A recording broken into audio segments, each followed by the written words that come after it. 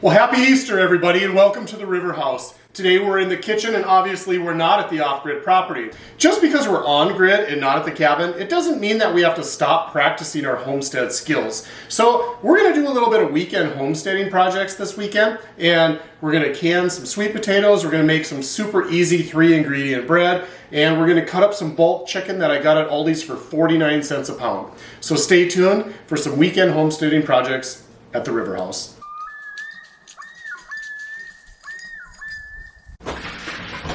Hey, welcome back, everybody. In Minnesota, we say that you plant potatoes on Good Friday or Easter Sunday. Well, if you can look outside right now, you'd see that we have snow on the ground, we have frost in the ground, and there's no way that I can till the garden, let alone dig up a spot to plant potatoes. So instead of just sitting around twiddling our thumbs, I thought we'd do something productive today, because we can still practice our homestead skills even though we're not off-grid. So today we're going to put these into these for long-term storage. Plus, they come in handy at the off-grid cabin. So stay tuned. Today we're canning potatoes. The weather has just been so horrible in Minnesota this year. It's just the never-ending winter. Tomorrow we're supposed to get another 1 to 3 inches of snow, and tomorrow's Easter Sunday. But yesterday I woke up and it was 12 degrees Fahrenheit out. It's just been the winter that will not let go. So that's why I haven't been up to the cabin lately. It's really a hard time of year when it's hard to get things done that I really want to get done. And so instead of going up there and just really not having anything productive to do, I thought, well, I'll just stay home a couple weekends and catch up on chores here at home. And eventually the warm weather is going to come, and then we'll just have to pack a lot into a short period of time. I'm just peeling these sweet potatoes, and then I'm going to cube them up. And I just kind of go with the theory of, if I wouldn't eat it fresh, I'm not going to eat it canned, so trim off all the eyes, any bruises, any soft spots, anything that wouldn't be super appetizing normally. So I've got my sweet potato all peeled and cut up into cubes, and I've got my jars ready to go. I'm going to put these into a hot water bath in the sink. Some people will throw them through a dishwasher or heat them up in their canner pressure while the water's warming up. These are brand new jars, so they are really clean, but I am going to be adding boiling water, or very hot water at least, to the sweet potatoes in here. So I want to avoid any sort of thermal shock on the jars. So I do want to warm them up, at least so that the warm water I'm pouring in isn't such a drastic change. If these were used jars that had been sitting out on the shelf collecting dust, instead of just soaking them right now, I'd go ahead and give them a good soap and water wash, just to get any dust or cobwebs or anything that I don't want in my jars out. I'm not so much sterilizing them, because that will happen in the canning process, but just to get any dirt or dust or anything I don't want in my finished product. I put my lids in hot water as well. It's not to sterilize them, it's just to kind of soften up that little gummy ring so that they seal better. The jars are nice and warm.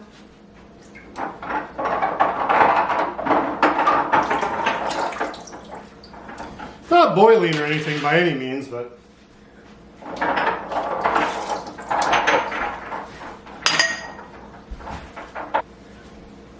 now we just go ahead and fill up the jars with about 1 inch of headspace.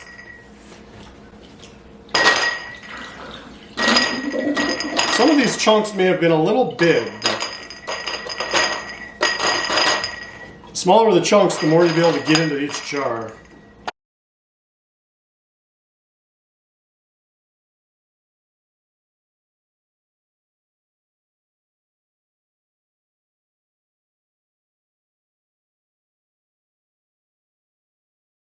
Now we're just going to be putting some hot water, not boiling, but hot water into the jars. Up to about 1 inch headspace.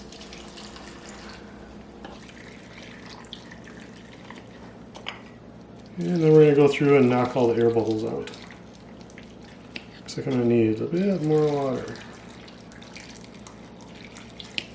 Alright, we're going to go ahead and make sure all of our air bubbles out. We're just going to take a non-metallic item, plastic spoon or spatula, or I'm using a chopstick in this instance.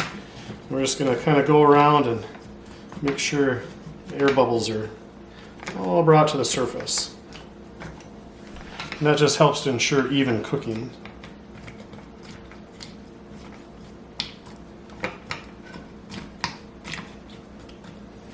Yeah, it kind of helps the chunks to settle a little bit more too. And before we put our lids on, we're just going to go ahead and go around the rim of each jar just to pick up any moisture, any food particles, especially if you're using meat, just to get any grease wiped up.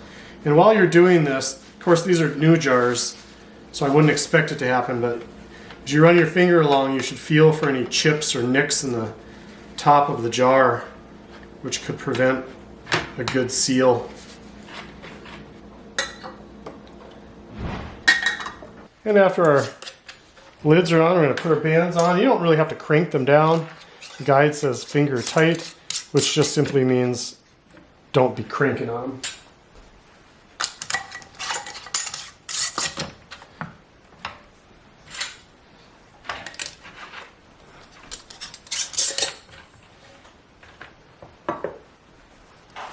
All right, so all of our jars are packed, debubbled, rims wiped, lids and bands placed on finger tight, and now we're going to go ahead and put them in the canner. My canner fits 14 pints, 7 on the bottom, 7 on the top if I'm double stacking, but today we're only doing 1 dozen, so we'll have extra room. All right, I've got my double stack, and now it's time to put the lid on the canner. Now the whole time that this canner has been sitting on here, I've been bringing the water up, and it's not boiling, but it's pretty warm. So right now I'm just going to go ahead and put my lid on, and then I'm going to start to bring up the temperature of the water inside the canner until steam vents out of the vent for a steady 10 minutes. At that time, I go ahead and put my weight on and slowly bring my temperature up to my 11 pounds of pressure. And once it hits 11, I can start my timer and then let it cook. If at any point of time it goes down below the 11, well, I have to start the process over for the time. So I really want to be careful and watch it to make sure that I don't lose that sweet 11 pounds of pressure once I'm good to go. So anyway, we're going to go ahead and warm this up, and it's going to take a while, so we're just going to sit back and clean up the kitchen. I don't know if you can see that steam coming out of the vent or not. There's just kind of whiffs of it. It's a little bit intermittent right now. I don't start my 10-minute timer until it's like coming out with some level of intensity and constant. So we're going to give it a few more minutes just to really get roaring. Maybe you can see that steam a little bit better now. But now the steam is constantly coming out at a steady and even pace. And as you can see, my little petcock valve, or my little pressure valve, is popped up. So that tells me that their internal pressure is building, and that's the steam that I want. And now I can start my timer for 10 minutes, and then I can put my weight on and bring it up to temperature and start the canning process.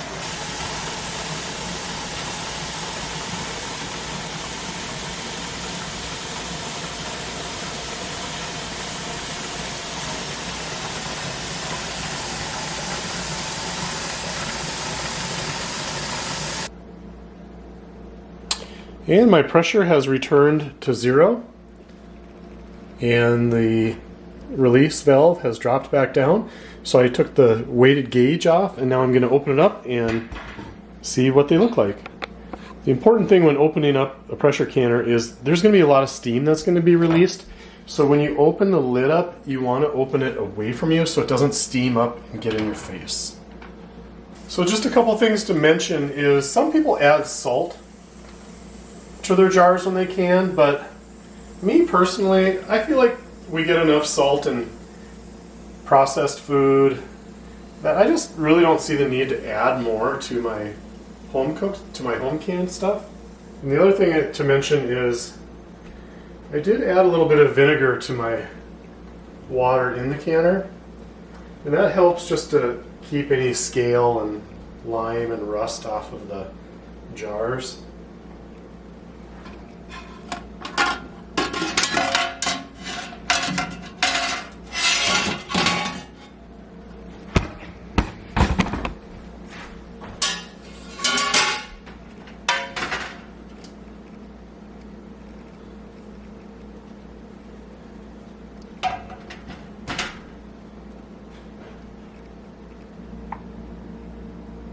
And we'll just listen for the ping, ping, ping of the jars to seal. So these will cool overnight, and in the morning, we'll put them on the shelf. And that is how you can sweet potatoes. And I ended up with 12 cans of sweet potatoes, all preserved for long-term storage. Now the next time I want a nice sweet potato for steak or something, I don't have to take the time to bake it. I can just pull it out of the can, warm it up, mash it up, and we're ready to go. A couple of you have asked about the homemade bread that I always have up at the off-grid cabin. And I like to make it myself just because you can control the ingredients that goes in it. You know, there's no high fructose corn syrup and all of those preservatives and different things like that. Plus, homemade bread is so much tastier as well as good for you. So the bread that I typically make is so simple. It only has 4 ingredients: flour, water, salt, and yeast. So we're gonna get right into this, and we're gonna start with 1.5 cups of hot water, not boiling, but just hot. I've got the water in the tap running right now just to warm up. You don't need to put it in the microwave or anything like that, but just warm to the touch, just so we can get this yeast activated. We're gonna start with 1.5 cups of very hot water. Not like boiling or anything, but just let your tap run for quite a while till it's pretty hot. And we're just gonna add in a pack of yeast. I use fast rising yeast, but you might be able to use other kinds as well. And we're just gonna let this sit for about maybe 5 minutes until the yeast kind of hydrates and starts to activate. All right, looks like our yeast is all dissolved. And I'm just gonna add in 3 cups of all-purpose flour. Sometimes I use all white flour, sometimes I use all whole wheat flour, sometimes I use half and half. It really doesn't seem to... The only difference that I've really noticed is that if I use complete white flour, it tends to fluff up a bit more and get a little bit airy and get a little bit more airy in the final product. So I'm just gonna stir this around with a spatula, fork, whatever you have, nothing too fancy. I don't like to let my dough get too dry. Kind of like a wet dough. I find that the moisture in the dough kind of helps the bread get a little bit more of a chewier crust. I think it actually like steams a little bit. Doggone it, you know what I forgot? I forgot salt. So I like to put in about maybe a teaspoon, a little bit more of salt. Better give that another mix. Better mix that up a little bit or we're gonna end up with this big chunk of salt in there. I usually put the salt in at the same time I put the dry flour in, rather than after I start mixing it, but I think we'll be all right. You can kind of see how it's kind of pretty, it's fairly tacky. And that's kind of what I like. All right, we're gonna put a towel over this and we're gonna let it set for anywhere between 2 to 3 hours until we get a good rise. Well, it's been a couple hours and the dough has risen. In fact, it's been more than a couple hours. I kind of forgot about it. Got busy doing other things, but I don't know if you can see, but it's kind of like stringy instead of just a big dough ball. That's kind of what I like.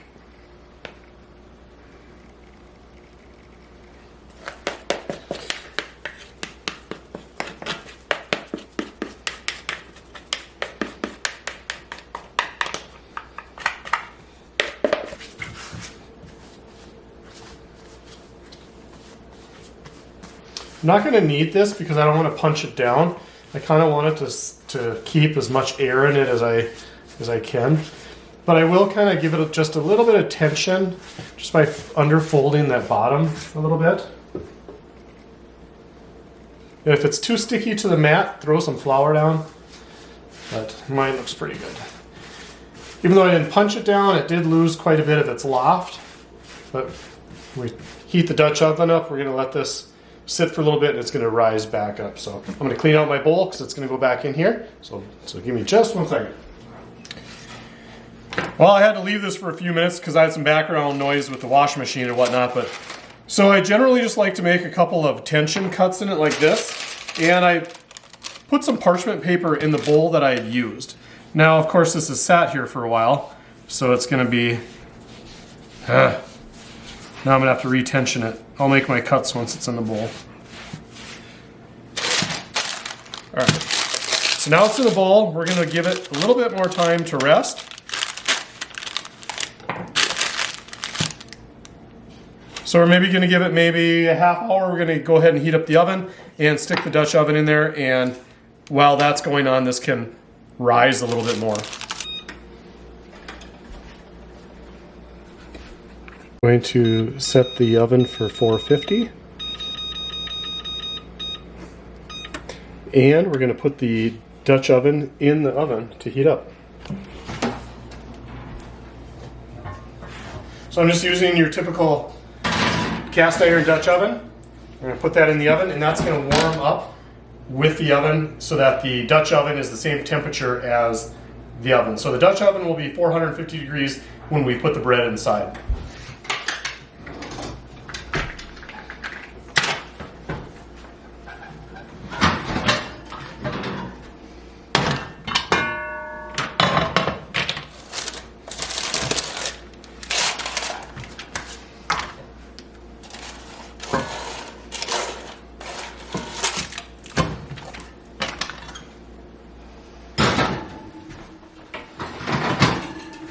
Minutes, we'll take the lid off.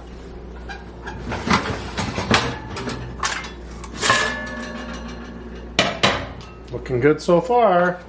Put it in for 10 more minutes. Let it brown up just a little bit. All right, timer went off. Should be done. Oh yeah.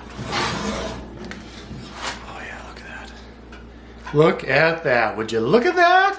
Yeah, huh? Yeast, water, a little bit of salt, 3 cups of flour. And it looks like we got it at the bakery. And it tastes so good. My local Aldi's had chicken leg quarters on sale for 49 cents a pound. And I don't eat a lot of chicken legs, but I do eat a lot of chicken thighs. All right, we're gonna just open this up and get some of these pieces tore down and see how much chicken we actually have. Whoa, that's a lot of chicken. Not really sure where to start, but I think what I'm going to do is just start by separating the drummies from the thighs.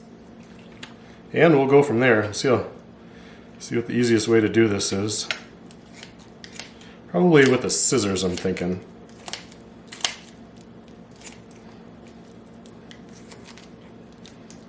I don't know if there's like a easy, maybe a knife would be easier.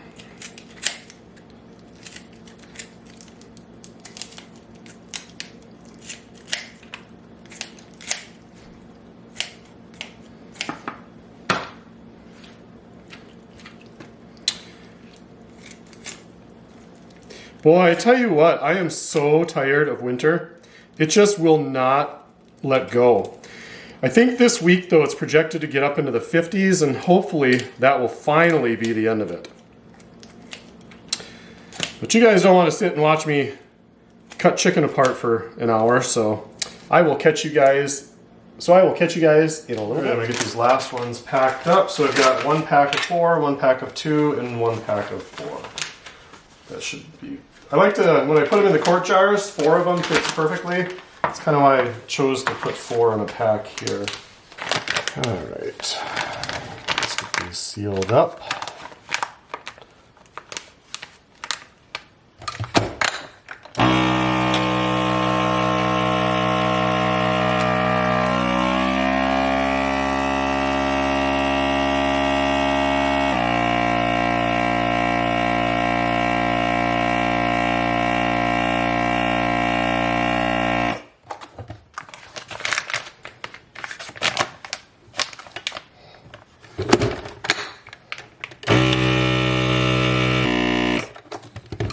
Now this is a really old machine. I think it's probably close to 25 years old, maybe 30. Actually, probably at least 25 years old. So the timer on it doesn't work real well. So what I just try to do when I know when to release it is when all the liquid has stopped moving up the air channels. Then I know that the seal is complete, and that's when I lift up on the bar. All right, so we've got 1 pack down. That's 10 pounds of chicken that we've got cut up, separated, sorted, and vacuum sealed for long-term storage. And we've got 1 more pack to go. So let's get on it. Okay, let's move on to pack number 2. Ugh.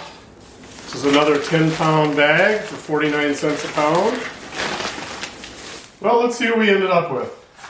4, 8, 10, 12, 16, 18 thighs, and 10, 14, 16 drummies. And I also have a bag of backs that I'm going to be boiling down and making stock out of. And I also took a bunch of chunks of skin, laid them out individually on parchment paper, put those in the freezer. Those I will bag once they're hard as a rock, and use those in the summer for frozen dog treats when it's like 90 degrees in July. So they're basically chicken skinsicles. Popsicles? Skinsicles? Yeah. Anyway, I'm going to run these down to the freezer downstairs, and then we're going to come back up and work on project number 3. Alright, I've got all my dishes in the dishwasher.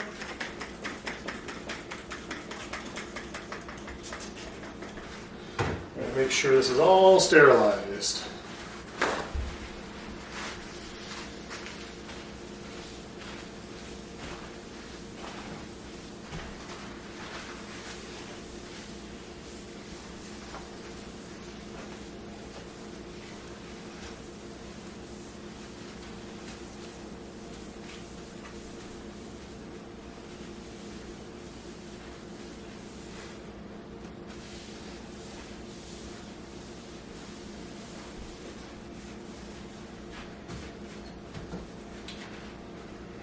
So when I put the chicken down in the freezer, I had a pack of chicken thighs down there already, and the pack of chicken thighs cost $8.66, and I think it was $1.89 a pound.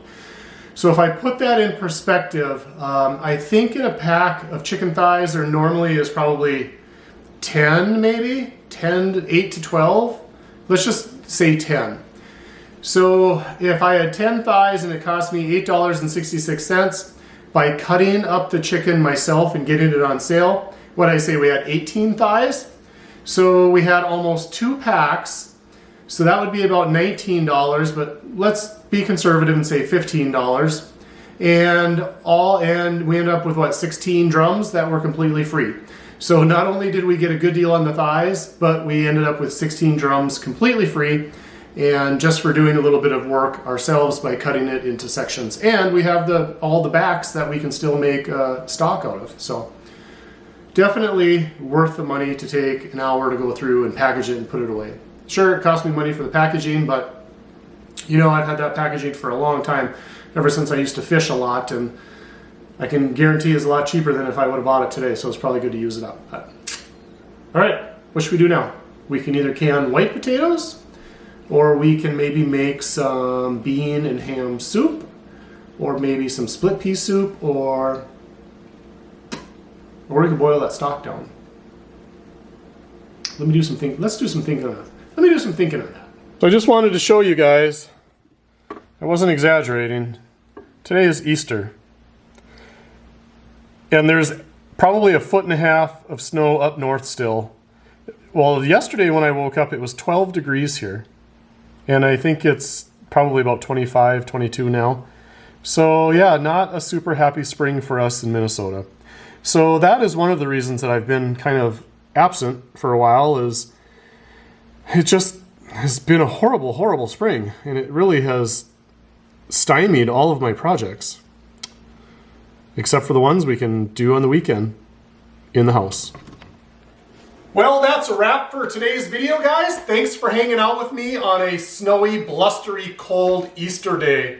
Hopefully soon we can get back up north and get some more content from the cabin.